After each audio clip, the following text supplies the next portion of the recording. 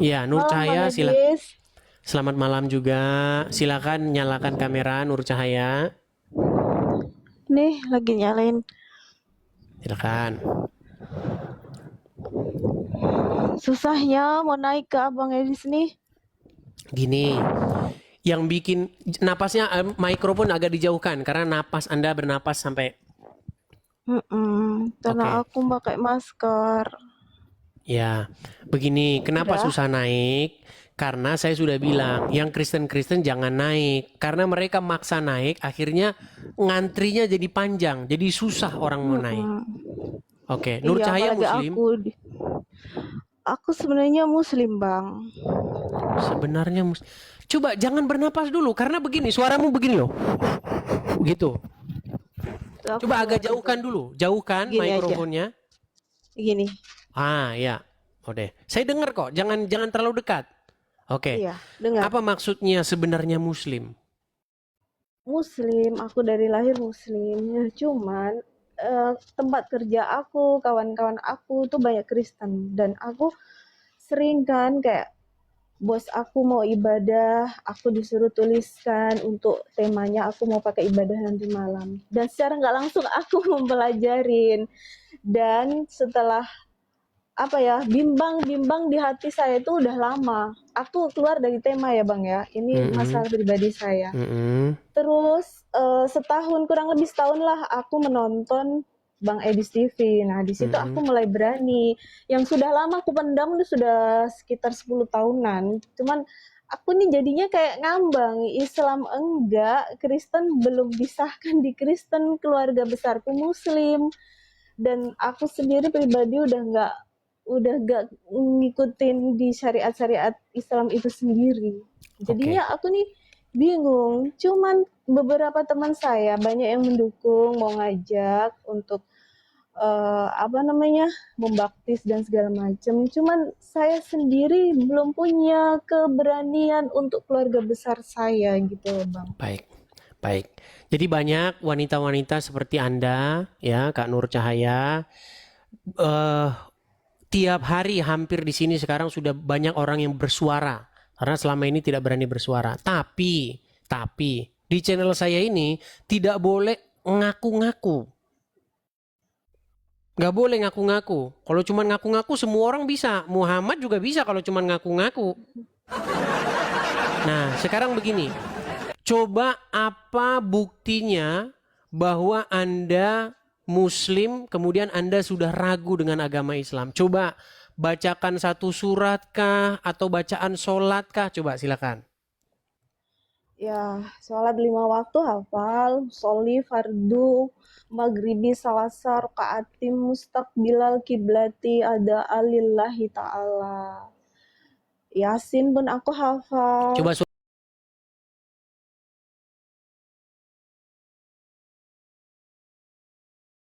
Al-siratil mustaqim, tanzil al-azizir rahim. sah, Itu sah, sudah nih. cukup, sah, sah, sudah cukup, sah. Coba apa yang membuat Kak Nur sekarang itu berat mau masuk Kristen?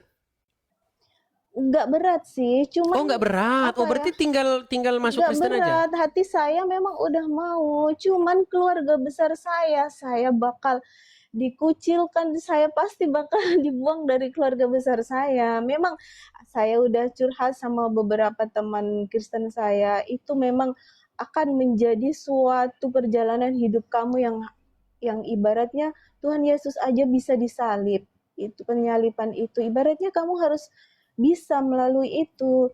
Dan cuman pada dasarnya, pada kenyataannya nggak segampang itu gitu loh. Dan harus ada orang yang benar-benar mendampingi saya sampai saya benar-benar sah di Kristen itu sendiri. Gitu. Oke. Tapi ngomong-ngomong, mohon maaf nih, masih single. Ada suami. Udah ada suami. Suami Muslim? Suami pun sama seperti saya. Oh sama, dua-duanya sama. Nah, sebenarnya ada sih kalau wanita ya Itu sebenarnya ada satu channel sudah saya ini kan kami sering ngobrol juga, bisa ngobrol-ngobrol di sana seputar itu. Nanti bisa dikasih tahu gereja terdekat mana, tinggal di mana. Tapi jangan ngomong di sini ya. Saya tahu Iya. banyak biasa lah orang-orang pada surup kejang kan. Nah, boleh nanti ngomong sama mereka. Sebenarnya begini, Kristen itu nggak harus di KTP tertulis Kristen. Di KTP Islam aja nggak apa-apa. Daripada nanti Iya, warisan KTP hilang. saya memang masih KTP saya masih Islam. Di KTP tidak apa-apa tertulis Islam. Nanti kalau dibikin Kristen nanti warisan hilang loh. Nah, biar saja KTP-nya yang Islam. Biarin aja yang beragama Islam KTP-nya. Orangnya jangan beragama Islam. Gitu. Jadi bagaimana caranya? Kita itu harus cerdik. Kita itu juga harus bijak. Gitu loh. Bisa kita menjadi Kristen, tetapi kan tidak harus sampai mengalami hal yang seperti yang tadi Kak Nur ceritakan. Menjadi Kristen itu kan bukan hanya sekedar administrasi, tapi menjadi Kristen itu bagaimana menghadirkan Yesus di dalam hidup kita. Bagaimana kita itu menjadi orang yang seperti Yesus. Iya. Begitu. Makin mengasihi orang tua, makin mengasihi keluarga, ya kan? Seperti itu. Nanti akan melihat dari perubahan itu sendiri. Dan dengan adanya perubahan seperti itu, malah jadi nanti orang tua malah jadi Kristen. Begitu. Semoga saja. Iya, pelan-pelan lah gitu. Nggak harus sampai, saya Kristen. Karena Kristen itu bukan soal ngaku-ngaku begitu, enggak. Atau di KTP-nya berubah gitu, enggak. Kristen itu nggak soal begitu. Begitu. Iya benar. Ya itu sih lebih ke kapan ya saya ini bisa gitu. Sudah beberapa tahun ini memang saya menunggu saatnya yang tepat kapan saya ini nggak ngambang gitu. Iya. Sudah sah Banyak Kristen yang itu inbox saya sendiri. juga sih memang. Cuman daerahnya itu beda-beda. Kalau yang di daerah Sumatera Selatan itu sudah inbox, Bang. Kalau ada yang dari daerah Sumatera Selatan, coba ini saya khusus yang peduli dengan orang-orang yang dari Muslim, mantan Muslim begitu. Cuman daerah-daerah lain juga ada, Tangerang ada. Nah, cuman nanti Kak Nur di mana nanti boleh nanti inbox nanti saya kasih ini. Ada satu channel itu kumpulan perempuan-perempuan di sana yang mantan Muslim-Muslim pada kumpul di situ tuh tempatnya Kak Yuli. Oh iya. Boleh nanti gabung-gabung cerita di sana sesama kaum wanita kan begitu. Boleh. Tapi intinya sudah nggak percaya lagi dengan agama Islam ya? Sudah nggak percaya lagi. Beberapa tahun saya ninggalkan kayak sholat dan lain-lain udah enggak. Ya, Banyak bagus lah. kekecewaan saya di Islam itu sendiri. Betul. Saya lulusan dari MTS, Sekolah Islam, terus MTS. SMA juga di Islam dulu. Iya. Apa hal-hal, boleh cerita nggak hal-hal yang membuat Kak Nur ini akhirnya meninggalkan agama Islam? Banyak dari awal saya kerja itu udah sampai sekarang udah berhenti. Itu bos saya sendiri emang Kristen dan secara nggak langsung kadang minta tolong. Saya nanti malam mau ibadah temanya ini tolong tuliskan ya, kamu Muslim nggak apa-apa kan? Nggak apa-apa bos, kan cuman sekedar nulis aja. Tapi secara nggak langsung saya mempelajari Alkitab itu. Pantesan. Dan kayak banyak Pantesan teman-teman ustadz takut kalau orang Islam megang Injil dan Taurat. Takut meninggalkan agama Islam. Iya. salah. Padahal Banyak di Al-Quran jelas dikatakan di dalam Taurat dan Injil terdapat kebenaran. Tapi ustadz takut. Nah. Iya, dan kayak banyak kayak waktu saya sekolah di sekolah pesantren, kayak hal-hal yang sudah besar nih kan ku ingat, jadinya kayak hal bodoh yang pernah ku pelajarin. Apa Hal-hal itu? kayak ya misalnya ini pembelajaran tentang hubungan intim suami istri itu saya dari SMP kelas 3 di MTS kelas 3 itu udah diajarkan. Dan itu mendetail sekali. Nanti kalau kalian sudah bersuami istri, kalau sudah masuk bareng suamimu masuk Jangan kalian gini, jangan ya. Kalian tuh Berat baca, saudara-saudara bahasanya ini. Sampai kalian segitunya harus baca. bahasannya. Iya, itu ustadzku sendiri yang ngajar dan masih ingat Berat jelas di otak. teman-teman. Dia bilang gini, Hmm. kalau sudah keenakan jangan teriak kayak gitu ya, tapi baca subhanallah walhamdulillah wala ilaha illallah dan sebutlah nama Nabi Muhammad Sallallahu Alaihi Wasallam. Ingatkan itu ke Nabi kita.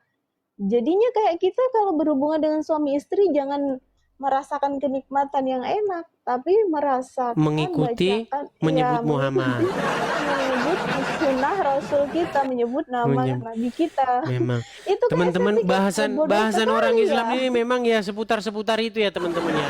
Karena memang ustadznya langsung coba ya kalian dengarkan lagi ya. Ini paling senang saya dengar ceramah ini. Pernah dengarkan? Yang ada dalam surga adalah pesta seks.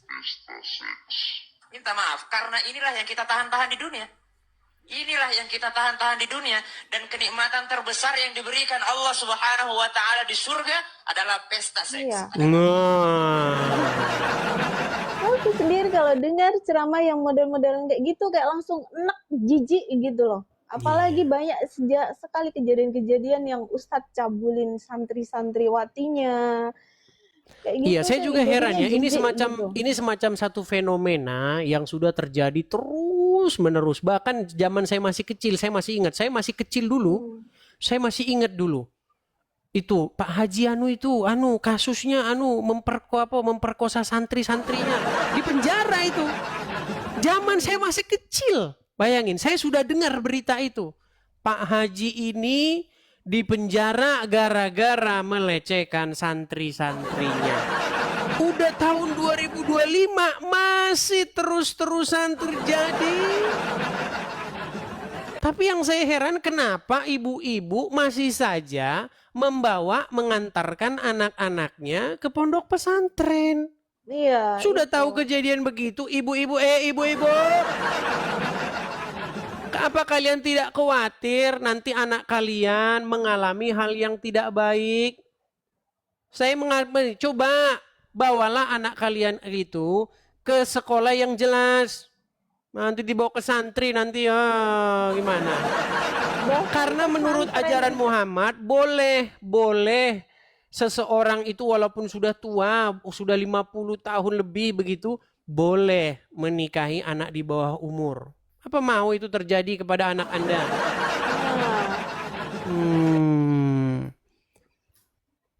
Dan sebenarnya tuh ada sih pelajaran Islam yang mungkin mengajarkan hal-hal yang baik. Tapi di luar dari itu semua kayak ajaran yang sangat menohok dan menjijikkan itu diulang-ulang itu diceramahkan. Itu yang bikin saya kayak enek gitu loh. Dan kayak seolah-olah sedikit-sedikit bawa-bawa agama, sedikit-sedikit bawa nama agama. Dan bahkan teman-teman di sekeliling saya sendiri, emak-emak sendiri, sok-sok suci, sok-sok baik, tapi munafik bawa-bawa nama agama, itu paling nggak suka sekali. Iya, karena begini Kak Nur, orang Islam itu bukan dia kalau korupsi banyak. Pejabat-pejabat negara kita, pejabat-pejabat kita yang duduk di pemerintahan-pemerintahan, kalau yang korupsi namanya Muhammad, namanya sangat Islami. Korupsi, Kalau yang Angelina namanya Sonda korupsi, berhijab. Coba Angelina Sondak ya, setelah dia mualaf pakai jilbab, takut makan babi. Tapi kalau korupsi lanjutkan. Saya cuma mau bilang begini. Orang Islam itu kenapa sih takutnya itu cuma makan babi? Tapi kalau korupsi, gosip, gibah, jalan terus. Tapi memang Muhammad sendiri yang mengatakan, barang siapa yang mengucapkan syahadat itu, 2 kalimat itu, dia masuk surga. Sekalipun dia berzina, sekalipun dia mencuri. Nah, dan surga itu ada 7 tingkatan. Surga ke-1, ke-2, ke-3, ke-4 sampai ke-7. Dan mereka di surga itu katanya, di surga mereka itu diberikan gadis-gadis yang berpayudara besar. Itu enak sekali aku Iya. melihatnya, mendengarnya. Banyak orang Islam tidak tahu itu loh Kak Nur. Bahwa Allah itu akan memberikan rewardnya berupa gadis-gadis yang susunya gede. Nah. Tapi Muslim nanti bilang, orang ini memfitnah. Ya gimana kamu tidak katakan saya memfitnah? Orang kamu baca Arabnya, nggak kamu baca terjemahannya? Kenikmatan yang tidak didapat di dunia. Jadi saya sarankan kepada teman-teman Muslim, kalau baca Quran, bacalah artinya. Kan ada lagunya itu. Tombo ati ono limo perkarane. Sing pertama baca Quran dan maknanya disuruh membaca. Biar apa? Biar tahu kamu bahwa di situ tertulis bahwa kamu akan diberikan gadis-gadis dengan payudara yang besar. Gimana? Betul. Apa tidak hatimu terobati kalau kamu dijanjikan gadis-gadis yang berpayudara besar? Mungkin bagi sebagian orang yang over kayak gituan, dia merasa wow, senang sekali udah membayangkan. Jadi ya seperti itulah. Padahal kalau kita membaca hadis-hadis, kenikmatan tertinggi menurut hadis tersebut itu memandang wajah Allah. Di antara kenikmatan-kenikmatan surga itu, yang paling puncak itu adalah memandang wajah Allah. Tapi kesibukan umat muslim di surga bukan memandang wajah Allah. Kesibukan para lelaki dalam surga memecah perawan. Jadi ternyata mereka tidak suka memandang wajah Allah. Itu membuktikan bahwa umat muslim di surga pun melakukan perbuatan yang musyrik. Karena mereka tidak menyibukkan diri dengan memandang wajah Allah, tetapi mereka menyibukkan diri dengan memecah perawan. Berpesta. Iya, berpesta itu. Tadi kan sudah kita putarkan videonya.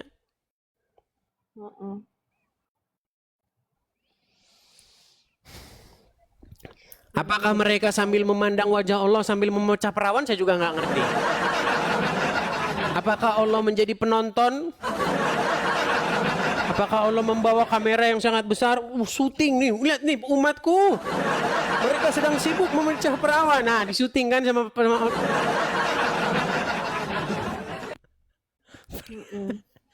Tapi kalau saya bilang begitu, dibilang, "Bang, bahasamu kok seperti itu sih?" Tapi kan memang benar. Banyak benernya. Makanya disitulah saya kurang ininya, dari meragukan hal-hal yang seharusnya kita lebih pelajari ke hal-hal yang positif, yang baik-baik. Hal-hal sepele yang diulang-ulang, kayak wanita kalau sedang haid nggak boleh begini, harusnya seperti ini, aturan-aturan yang bahkan Muhammad mengklasifikasi wanita, anjing hitam dan keledai itu dalam satu kelompok yang membatalkan sholat. Aisyah aja sampai protes itu. Mengapa kamu samakan kami kaum wanita dengan anjing, katanya. Loh, ada ayatnya.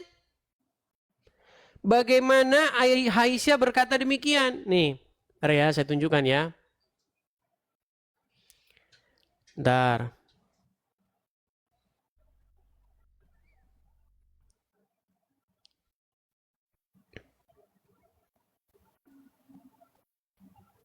Saya tunjukkan. Ketika Aisyah menolak disamakan dengan anjing. Nih, perhatikan ya. Disangkain saya bohong, teman-teman. Ketika istri Rasulullah yang menolak perempuan disamakan dengan keledai dan juga anjing, ada juga nih. Saya bacakan. Aisyah adalah sosok kritikus hadis ulung. banyak kisah Aisyah yang mengkritik beberapa periwayat hadis yang dilakukan oleh sahabat. Beberapa hadis yang diriwayatkan tersebut biasanya dianggap oleh Aisyah kurang lengkap atau sang sahabat tersebut kurang memahami konteks. Nih saya bacakan ya. Nih. Dikisahkan dalam Al-Jabah apa ini ya? Iradi dan seterusnya ditulis oleh Badruddin dan seterusnya dikisahkan dari Abu Hurairah, Umar, Ali bin Abu Thalib dan seterusnya. Perhatikan apa kata Aisyah. Ada sebuah hadis berkata begini, 3 hal yang dapat membatalkan sholat seseorang, yaitu perempuan, keledai, dan anjing hitam. Mendengar hadis tersebut, Aisyah kemudian marah kepada Abu Hurairah karena telah menyamakan perempuan dengan keledai dan anjing hitam. Tapi Aisyah mau marah gimana? Yang ngomong Muhammad? Yang ngomong Muhammad. Aisyah berkata, betapa buruknya kalian yang menyerupakan kami dengan keledai dan anjing. Nah loh. Jadi mau pilih mana? Mau pilih Aisyah apa mau pilih Muhammad? Kalau mau ikut Aisyah, ikutin omongan Aisyah. Kata Aisyah, Allah tidak pernah dilihat oleh dia selain daripada menuruti hawa nafsunya Muhammad. Serba salah. Kalau ngikutin Muhammad, maka harus mengelompokkan perempuan dan anjing dan keledai sebagai hal-hal yang membatalkan sholat. Kalau ngikutin Aisyah ngomong, aku tidak pernah melihat Tuhanmu, Tuhannya Muhammad, selain daripada begitu cepat menuruti hawa nafsunya Muhammad. Dilema. Benar. Begitu. Oke, kita kasih kesempatan kepada yang lain ya, Kak Cahaya Nur Cahaya. Boleh Bang Ades. Oke, saya turunkan dulu ya. Terima kasih, selamat malam. Boleh nanti, mungkin nanti ada yang inbox yang Kristen, yang terutama yang wanita ya. Kalau yang laki-laki dicuekin aja. Yang wanita-wanita itu biasanya nanti ada yang khusus di bagian-bagian pekerjaan seperti itu. Nah, Oke? ya, boleh. Oke. Boleh Bang. Makasih Baik, banyak. saya turunkan ya. Terima kasih, saya turunkan. Ya, teman-teman ya. Sudah semakin banyak ya orang-orang yang sudah bersuara. Ya, seperti itulah ya. Nirjannah.